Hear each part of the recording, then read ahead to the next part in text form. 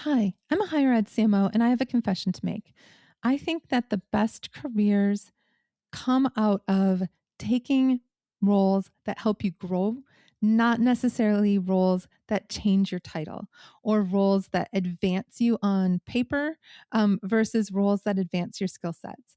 Today's guest is the king of taking career moves that allow him to expand his portfolio of knowledge. My guest is Dave Hunt. His career has focused on helping colleges and universities reach prospective students more effectively, differentiate academic programs in competitive markets, and connect brand strategy to enrollment outcomes. Dave is also the new Senior Strategic Advisor for AI Enrollment Marketing and Brand for Solve Higher Ed, which, as you hopefully know, I am the president of.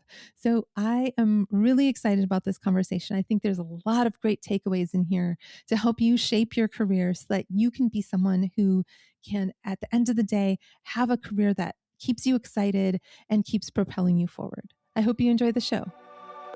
How successful can the marketing be if the ultimate goal is enrollment? And the number that people care about at the end is that enrollment number. It's not RFI fills and application starts and webinar attendees and the numbers that marketing actually more, more directly drives. Like people care about those, but ultimately those bottom numbers are where the ultimate success lies.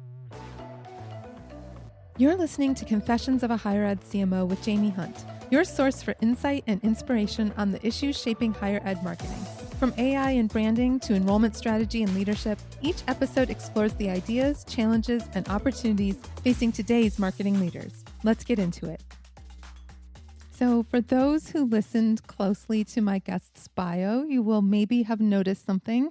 Dave Hunt is Solve Higher Ed's newest employee, which happens to be my most exciting news in a couple of years. I think mine too. So Dave, welcome to the show and welcome to the team. Thank you very much. I'm excited about both. I am too. This is the culmination of probably close to 30 years of effort. We dreamed about launching a consulting company before we were even married, and we were really young when we got married. But yeah, so we wanted to do this when we were in our early 20s, and obviously nobody's going to hire consultants that don't have a lot of experience yet. So I'm so thrilled to have Dave joining the team. Can you tell us a little bit about what you're most looking forward to? Absolutely. Yeah. I think I have been embedded inside institutions doing the work, building teams, managing creative operations, supporting enrollment, helping teams figure out AI and all those kinds of things. And so I think that what I bring complements you. I think I'm really interested in how strategy gets operationalized. I couldn't be more excited about this. Like you said, it's something we've dreamed of for 3 decades or plus at this point. So I couldn't be happier. So excited for what's next with you. Yeah, I'm thrilled. I think Dave's selling himself a little bit short, but he's really a unicorn. And I have to say to his previous employers that they were silly to let him go because I am getting a unicorn. And we're going to talk in this episode about how to become a unicorn, really. Like, how do you become that person that has such a vast range of skill sets that they're able to step into a lot of different jobs? And this is something both Dave and I have really done through our careers. It's not just like we're taking a linear path from this role to this role to this role, building like a ladder up to the ideal career. We've both made some lateral moves in order to gain some additional skill sets that have benefited us down the road. And I think that's something when I talk to early career professionals or people who feel like they can't make the next step up, I'm often encouraging them to think about, instead of looking for the next title up, is there a role that you can look for that will help you grow your skill sets that will prepare you for that role that's the next title up? So I want to start with when I read your bio off for the audience, it's really clear that you have a very diverse portfolio of experience in higher education. You've moved through design and creative direction, alumni communications, graduate program marketing, online education, brand, digital strategy, enrollment marketing, and now AI. Was there a moment in this journey with all of these things when the through line became clear? I think my last role at ODU felt like a culmination in a lot of ways, but yes, my career definitely looks nonlinear on paper. I think the through line has been learning how higher ed marketing actually works as and within a system. So creative, brand, enrollment, operations, technology, people, management, now AI. Each role that I've had has given me deeper understanding of additional parts, one or more of that full ecosystem, and a better understanding of the complexity, which is definitely something I did not have early in my career. So I think you need experts in those individual areas. You need people who um, dive deep, but you also need people who understand this is an entire system and all the cogs need to be working to make this really function. So I've learned that institutions often need to solve not just for strategy, but also for connection. And so getting all pieces to talk to each other and multiply each other's effectiveness is where I think success really starts to materialize. So for me, there was a big pivot in my career when I started moving into enrollment management. Our chief marketing officer at the Wake Forest School of Business had enrollment management added under her, and that caused us to pivot to focus more on enrollment and retention, and we got more connected to numbers and data and KPIs and all that kind of stuff. And that also helped me realize that enrollment marketing was something that I really liked. So my roles at Miami and ODU were continuations of that. But everything that I learned about brand and design and communications and all these other things were still really important pieces of the puzzle for me. I remember when you made that pivot at Wake Forest, and it to me that was the moment in your career when you moved into being a performance marketer. And Mm-hmm. there's so much that performance marketing brings to the table, looking at the KPIs, understanding that you need to be doing A/B testing, understanding that you need to segment your audiences, and it's understanding that enrollment funnel from top to bottom and where you Yeah. can impact that. That was my experience too when I first started working in that enrollment marketing side of things. And it was like, you actually can see results for the work that you're doing, which I love doing brand work. Brand work is probably some of my favorite work. It just takes longer to Yes. see those results. Like, you can't Yes. just launch a brand and then suddenly everybody's going to think about you immediately in the way that you're trying to have them think about you. But with enrollment marketing, it's like instant. And I Yes. love that. Were there roles in this journey that looked lateral, but really ended up being pivotal to your career journey? Absolutely. Lateral, sometimes even slightly less than lateral. I mentioned Wake Forest. I got there first and foremost to do design work, but I've yet to be in a role where an employer didn't want me to use any and all expertise I came with and didn't also want me to expand and grow. So I've been very fortunate throughout my entire career with that. But my role at Miami was a little broader than at Wake, but still focused primarily on digital marketing. So kind of one area. But in that role, I was directly reporting to a provost and housed within academic affairs. And that was highly illuminating to be housed inside the academic side. I got to work more closely with deans and program people. I got to see the team that was standing up online courses too. Because I was reporting direct to a provost, I got to see more deeply across really the entire university. Everything that he was connected in was stuff that our area was connected in. So I got that really helped me understand even more all the connections needed to make the university work. So when I went to ODU, that also on paper started out looking lateral. I came in as a director of digital marketing for online learning for those programs. But then I moved over the creative team and we built up a full strategic brand and enrollment marketing team. So that was 4 years of steady growth and title changes and amazing opportunities. But it started with something on paper that looked very lateral. So I really think it's more about roles that advance your capability. That's what's important. Well, I want to press a little bit on the idea of looking at things from different perspectives across the institution. So, my entire career has been spent in the central marketing office. I've never worked in a college or reported up to academic affairs. I had a weird time in my career where digital marketing reported to the CIO. And so that was really illuminating to be in on a lot of those technology discussions. And that for me, if we're going to talk about lateral moves and for the audience to kind of understand the shape of my career from that perspective too, I went from being a director of news and media relations to being the director of web strategy and interactive media.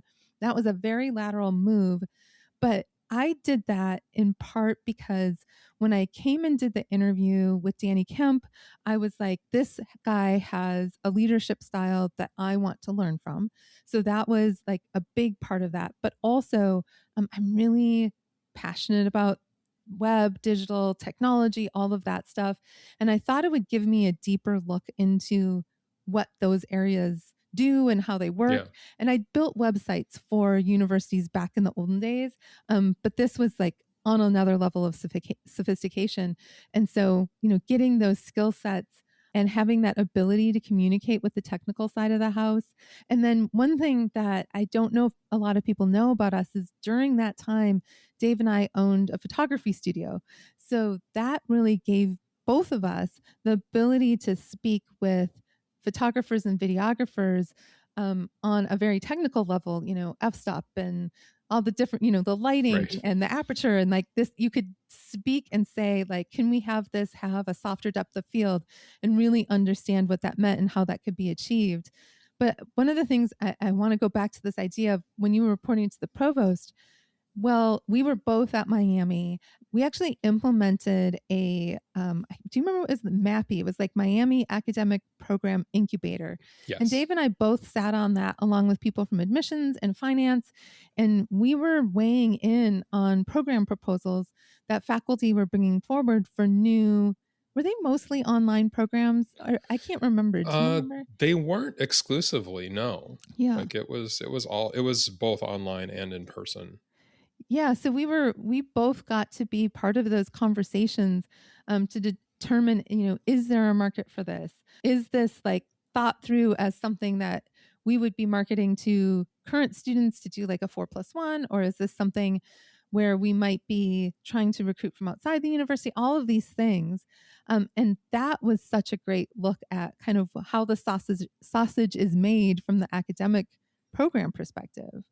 Yeah, and there were also people like the registrar was in there. There were finance and budget people in there. Admissions was in there. I've never seen a and in my experience, I have not been at a place where they had that level of an incubator where all of these stakeholders were brought together. Marketing had a strong voice, but everybody had a strong voice. I think it was so forward thinking.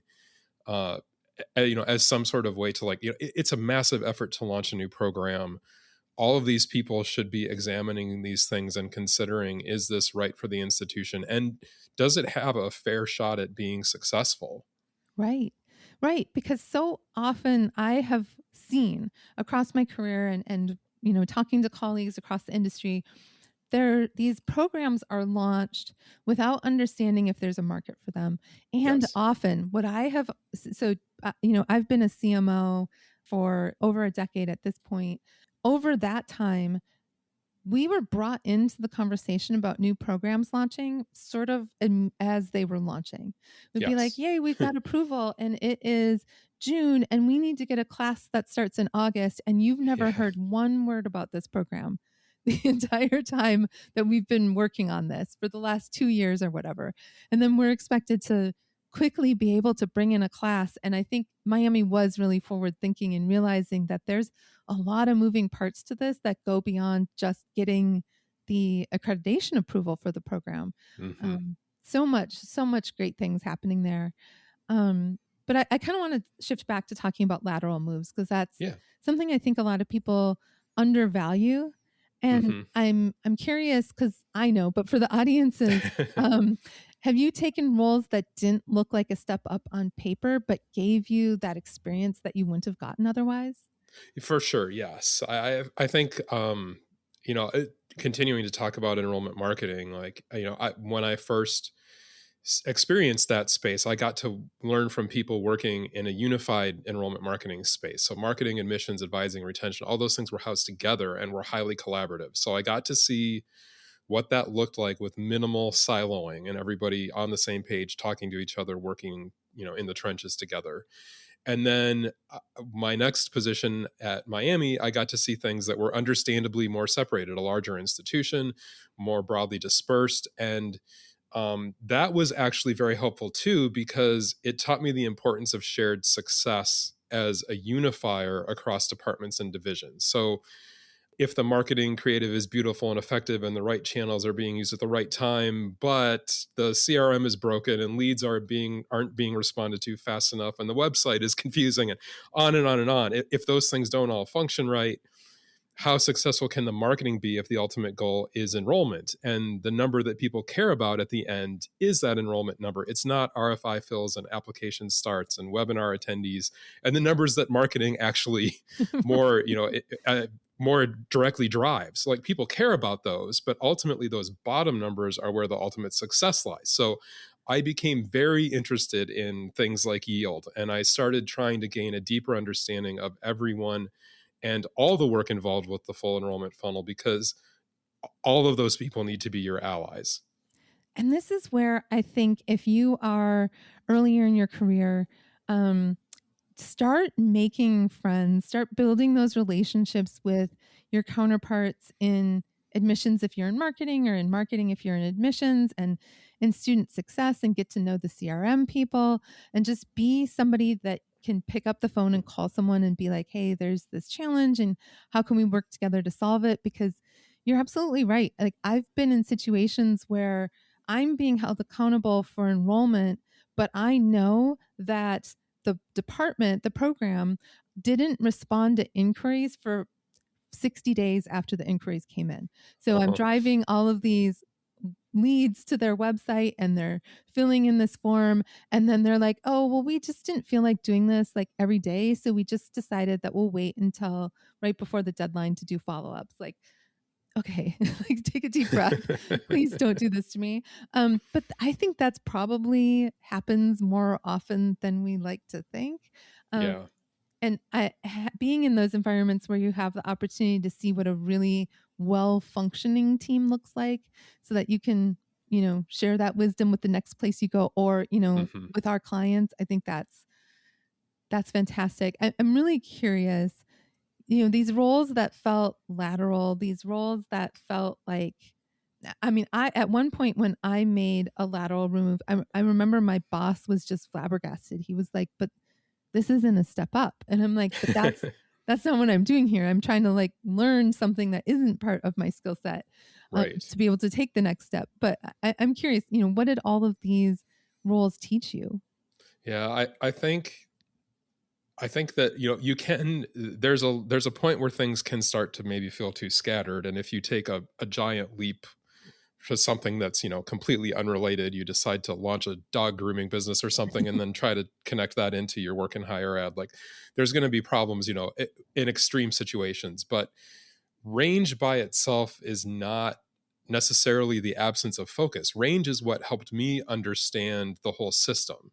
So these quote unquote lateral moves may seem sideways on an org chart, but in terms of capability and learning, it can be a huge leap forward. So my roles have really helped me see different parts of the university, how they define success. I learned how to communicate with different types of people: academic leaders, enrollment leaders, creatives, vendors, senior leaders, how to understand audience behavior and work with constraints and see the institution from more than one seat. So I think those kinds of things that you can pick up from having a career that has more range in it can be really invaluable. Oh, I 100% agree. Greg Crawford, who is the president of Miami, and he was the president when I was there, talked about T-shaped individuals. So it was people with a depth of expertise in an area, but they also had a breadth of expertise so that they could speak the same language, understand, what are the challenges, what are the mechanisms to move these different parts. If they were in a pinch, they could step into different areas.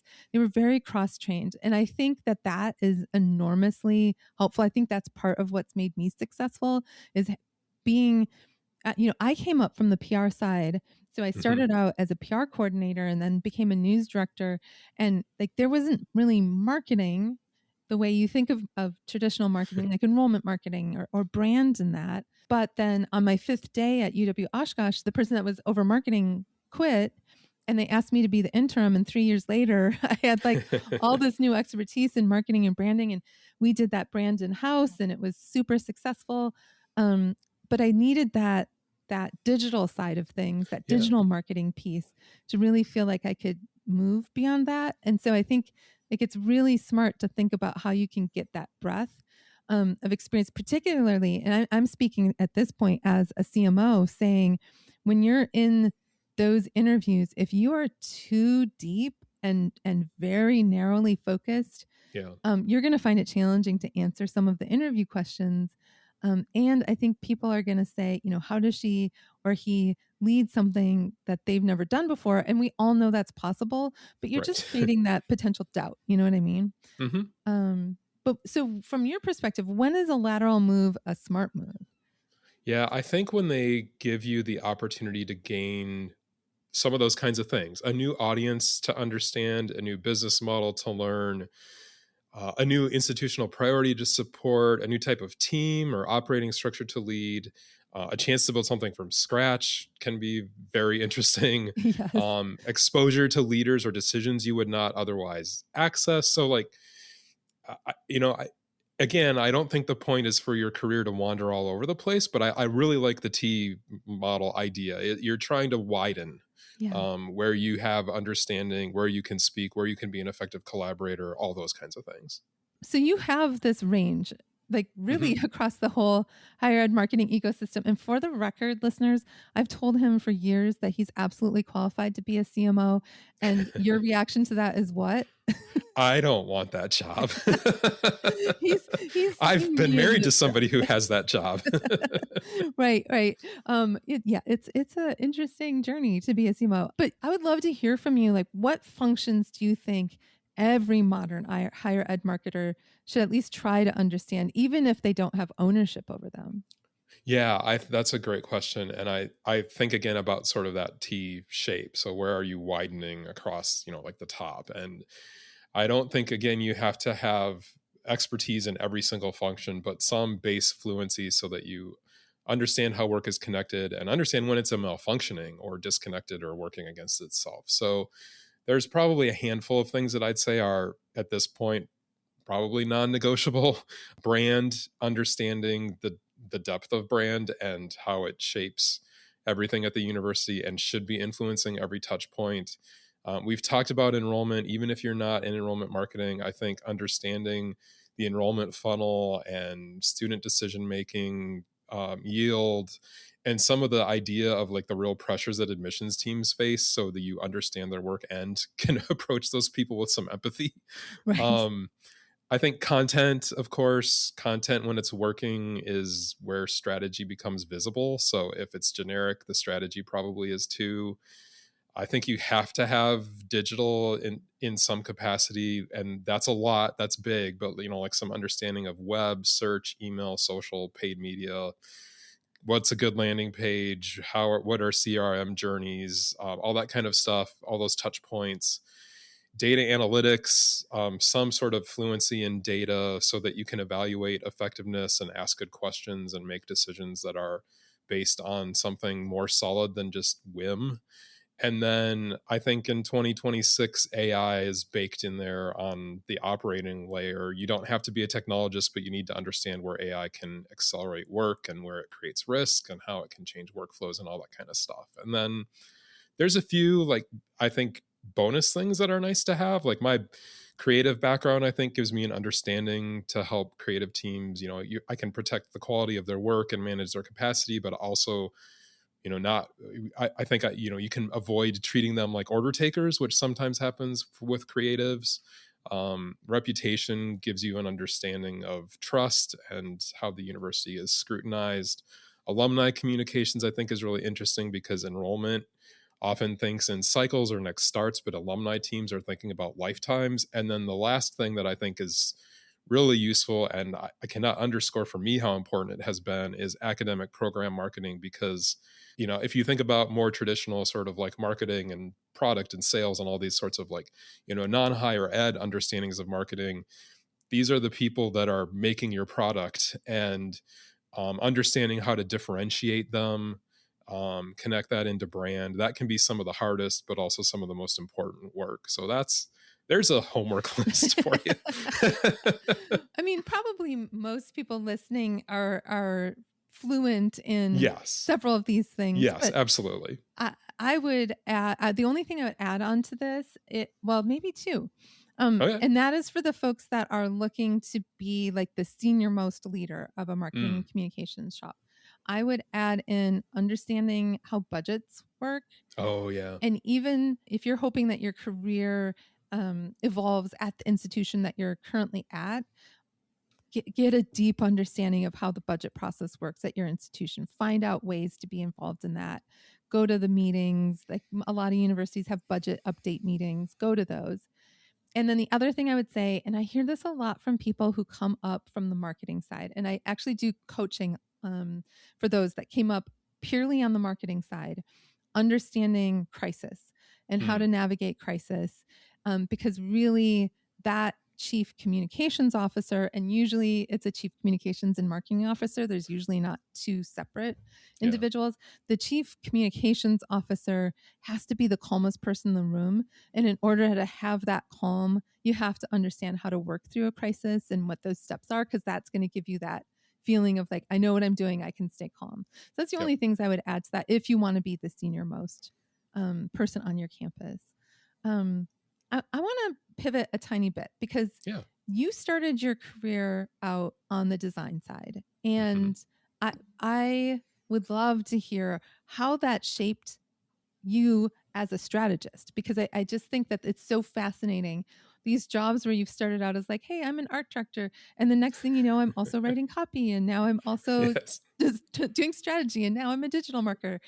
What a journey your career has been. But how did that starting out as a designer shape your strategy now? Yeah, it's an interesting question, and I could talk about design for the rest of the episode. But I will say, I think design gave me so much. It taught me how to make ideas understandable. If the audience can't understand it, it's not strategic. It taught me, design is not decoration. It's problem solving under constraint, which is true of pretty much everything we've talked about. I think you learn hierarchy in the sense of what matters most, what someone should see first, what action you want them to take, how you guide them to that action. I think design teaches empathy. You should always be thinking about, what the thing that you're working on, how that's going to land with an audience and be understood. I think you learn the importance of iteration. There's the idea that the first idea is the best idea. That may be true, but the first version is rarely the final version. And of course, designers like to joke about, this is legit happened to me. Files named things like final dash really final dash version 3. I've had those files. I think you learn clarity. You learn if everything is important, nothing is important. You learn restraint. More is not always better. More is often often more likely to be worse. And then the last thing that I'll say about design on my design soapbox is I think you learn systems thinking, typography, color, layout, message, user behavior. They're all wrapped up in design. And people think design is subjective, but there are rules and best practices, and you'll be much more successful in knowing when and how to break those rules if you understand them in the first place. It's kind of like jazz and all sorts of other art forms. So I think all of that kind of connects into strategic thinking that is kind of is the foundation for all these other areas that my career has touched. I love that. I would have never thought about all those things. And I guess that's like I can do design, but I'm not Yes, you can. a designer, right? But you're good at design. Yeah, I'm paying you to say that. But one of the things I'm most excited about is like the brand projects that I work on. I've been doing brand messaging, but now I'm going to be able to bring in the creative side of things. And that's so exciting because I just think you're so talented. But the way you talk about design, and this is something earlier in my career, I remember I had a colleague who designed a view book, and the director of admissions said, "This is beautiful. It could hang in the Guggenheim. It doesn't drive any action." And she was so upset and worked up about it. And I remember going back and talking with you about that, and you were kind of passionate about like, that's art. This is design. Like design has a function, and you've never been precious about your design either, which is something that I think a lot of people could learn from. Like, how do you separate yourself from the work so that you're not feeling some kind of way when somebody wants you to change something? Yeah, I mean, and I'm going to say something, but then I'm going to immediately kind of contradict it. I'll say I did not come up through design school. Now, having said that, I've had designers on my team at ODU who went to design school and did not. The ego is the first thing that they drove out of them, you know. And there Hmm. were professors who are very mean and scary about like bringing your work up, and even if you did it right and it's beautiful, cool. Now go do it another way. The whole point is you have to think differently about something, and you're going to be told that even though this is good, it's not the right thing right now. So there's severe importance for people who are teaching design to approach. I mean, don't be mean to people, you know, Right. don't lose empathy and all that kind of stuff, but also like I think it is an emphasis on this isn't art. Many designers have artistic outlets and are also maybe doing art projects for themselves, and that's wonderful and worth pursuing, but that's not what marketing is. There has to be function, there has to be purpose, there has to be intention, and it has to clearly communicate. All those kinds of things have to come together. If somebody doesn't know where to look and is not doing the action that you want at the end, then the design has failed. If it's not legible, the design has failed. So I do think there's um, a level of like that needs to be taught. And I've been very fortunate. The first designers that I worked with, the first art director that I had at Lawrence University, Liz Boutel, was a wonderful teacher, and learned so much from her that kind of set me on a good path. So, in your last few roles, you've been really focused on, I think, mostly recruiting to non traditional students, like graduate programs and online programs. And the online programs were both undergraduate and graduate, but it's not necessarily like the traditional on campus experience. And that is so brutally competitive. What did working in those spaces teach you about differentiation? Higher ed loves to follow the success of others, and that's understandable. We like data and we like proof. We often lack resources and staff and time. And so it's tempting for the first question to be, what are the proven routes to success? I think the problem is that creates the sea of sameness that everybody also talks about. We're complex institutions, and we can't just say our product has more features than the other smartphone, or it tastes better in a blind taste test than the other soda, or and for the most part, we're not super comfortable competing on price either.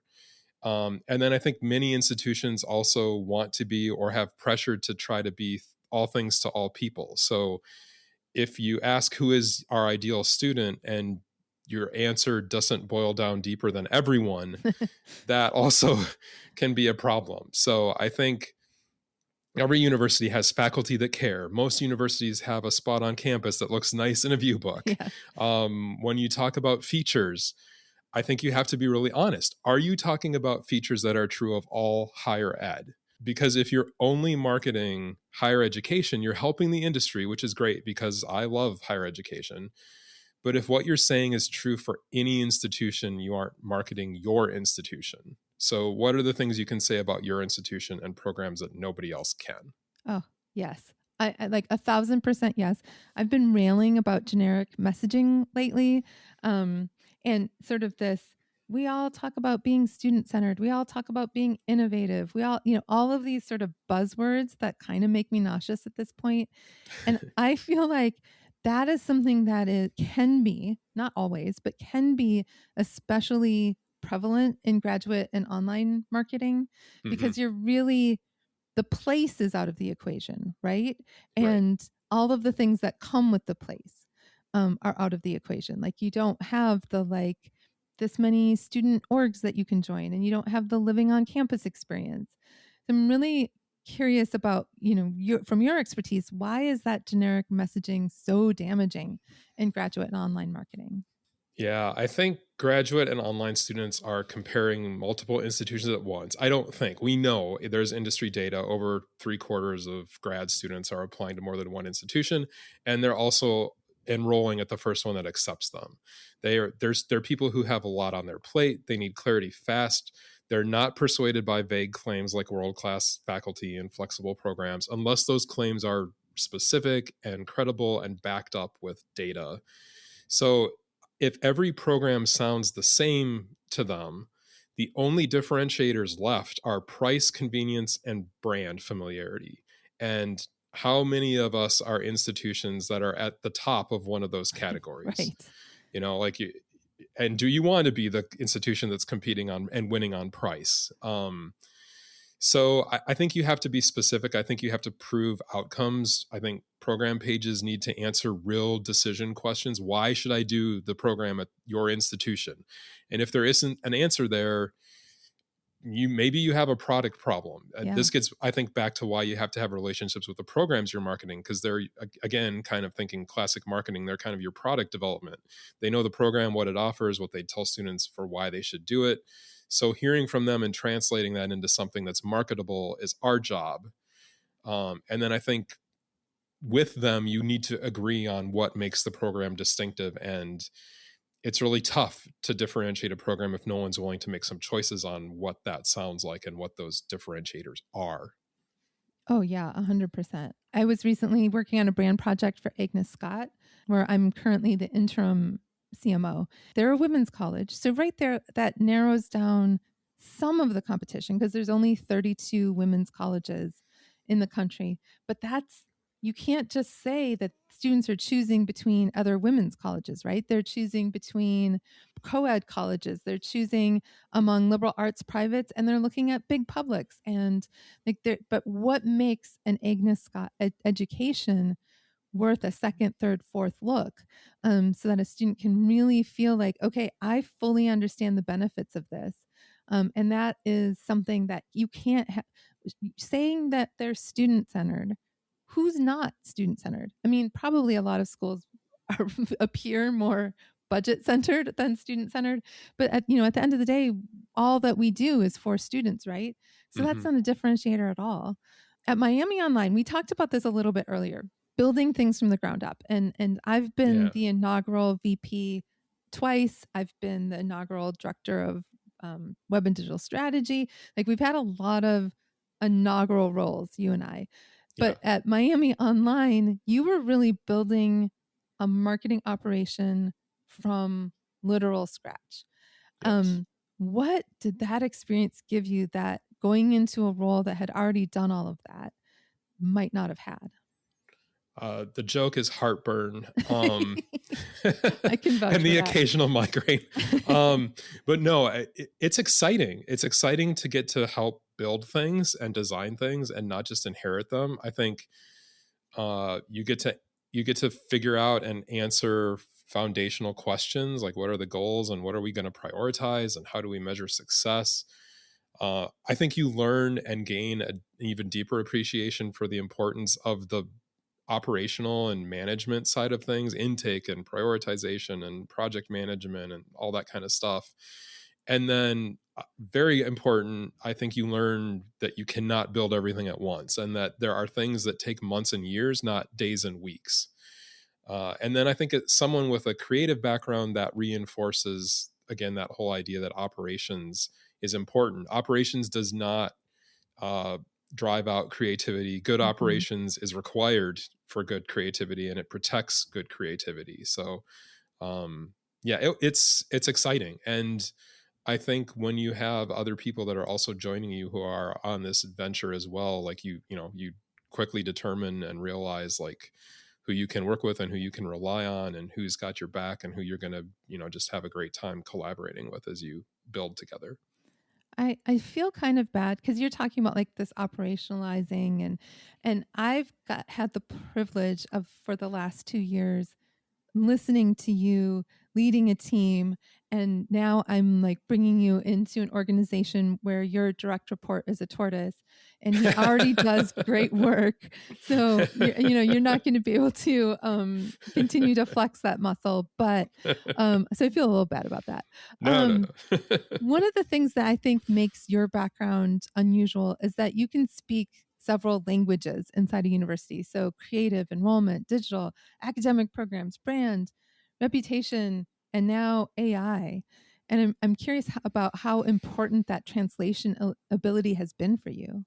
Oh, it's been incredibly useful to me. And, you think about like brand may not mean the same thing to a president and a faculty member and a designer and a student.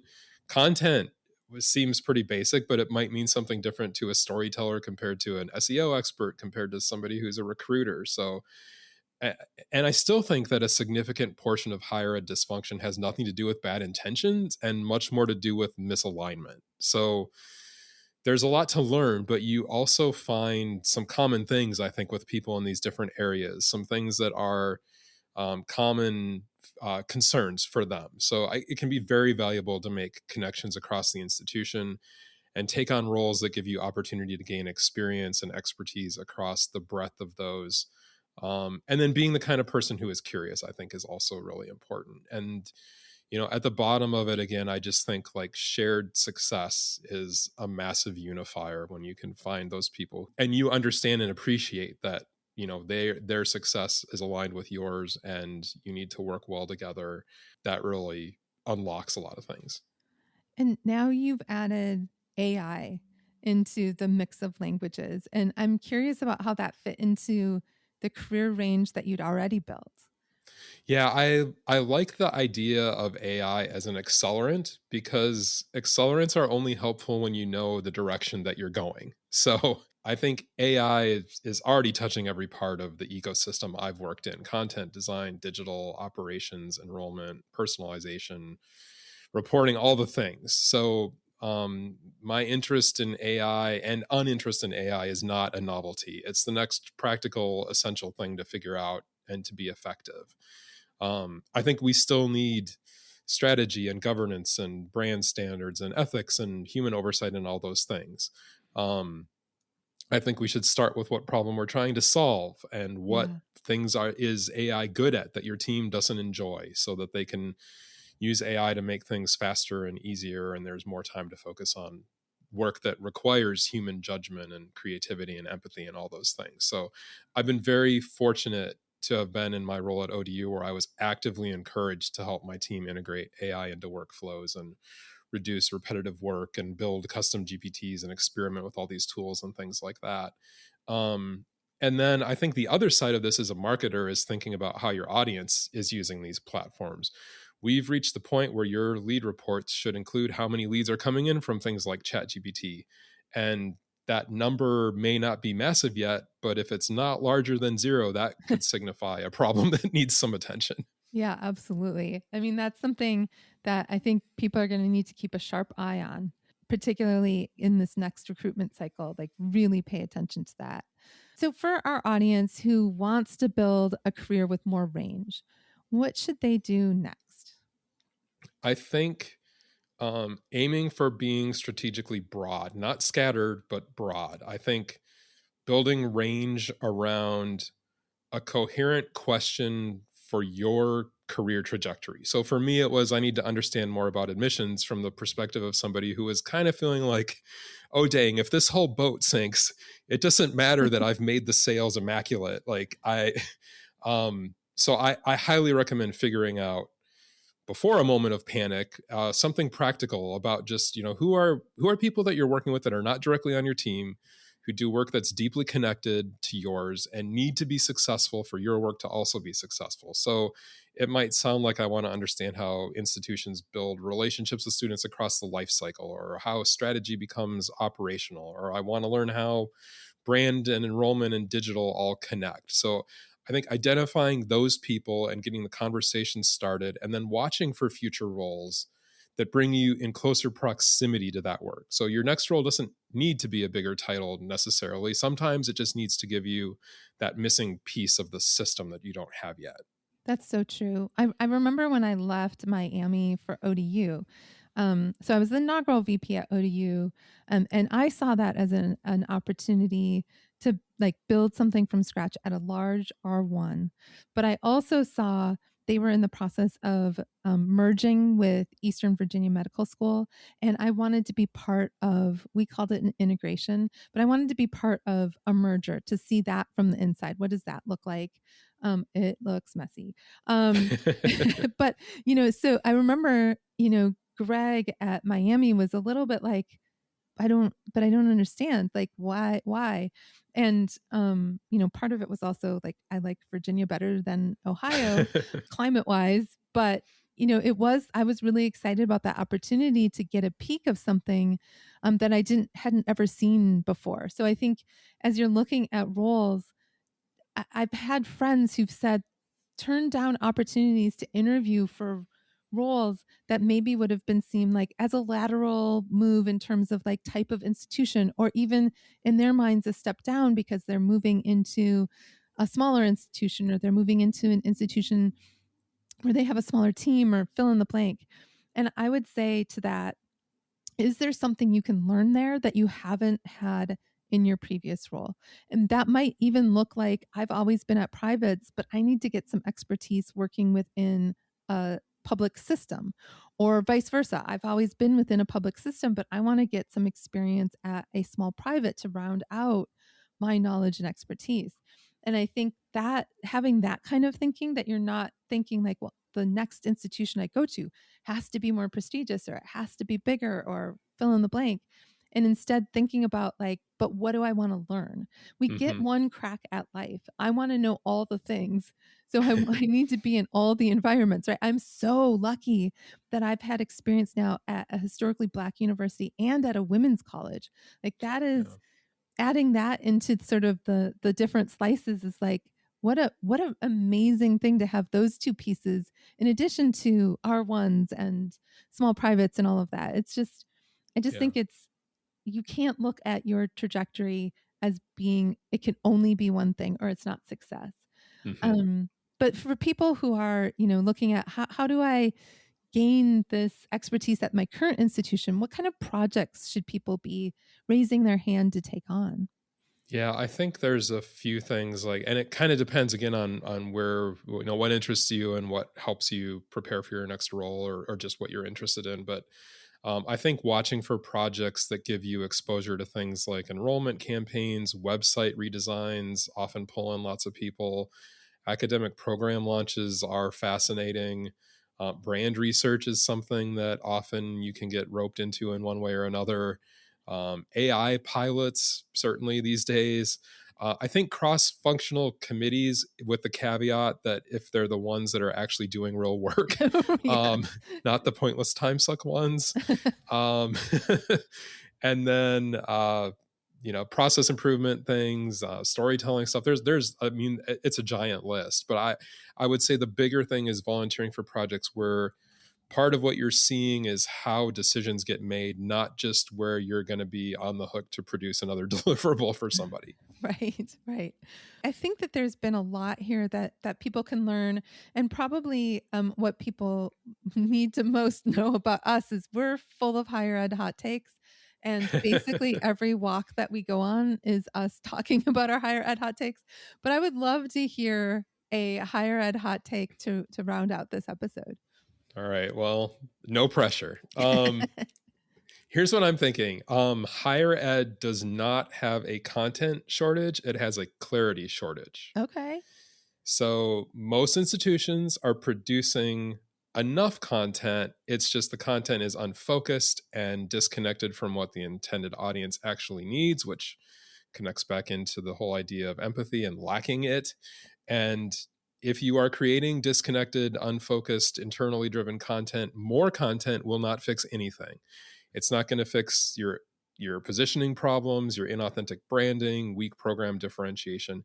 And AI, if misused, is standing at the ready to make this even worse, because it will help you generate even more generic stuff. And I think this is a flavor of AI slop we should be particularly worried about as higher ed marketers. So I think there are ways that AI can help you do good content, but you still need to start with the strong foundation. Things like an authentic, differentiated brand that connects to your audience with empathy and all those other things we've talked about. Oh, I like this hot take. I think it feels very accurate.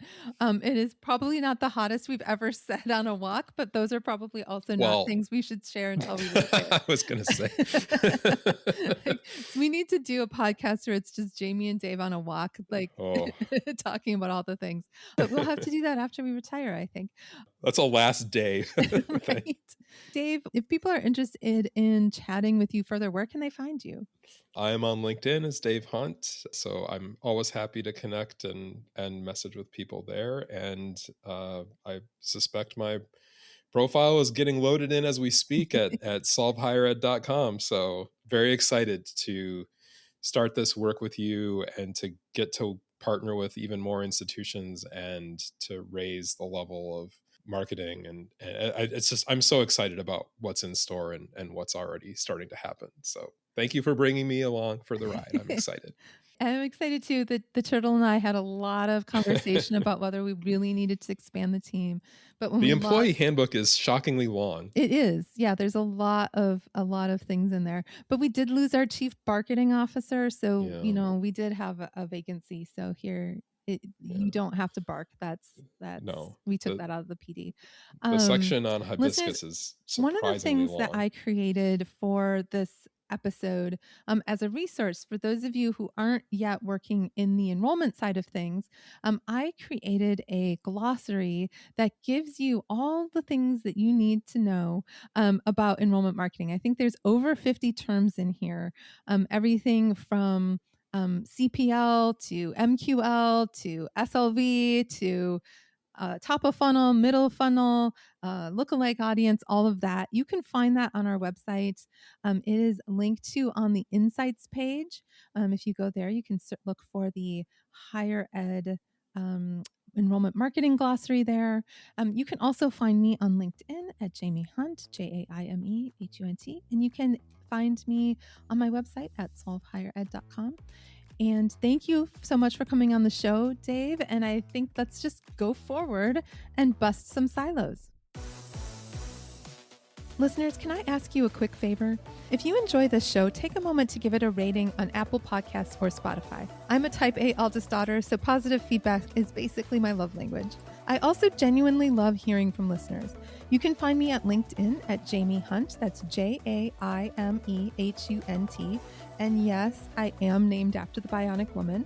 You can also find me at solvehighered.com. Say hello, share a thought, pitch an idea. Don't be shy. I genuinely love hearing from you.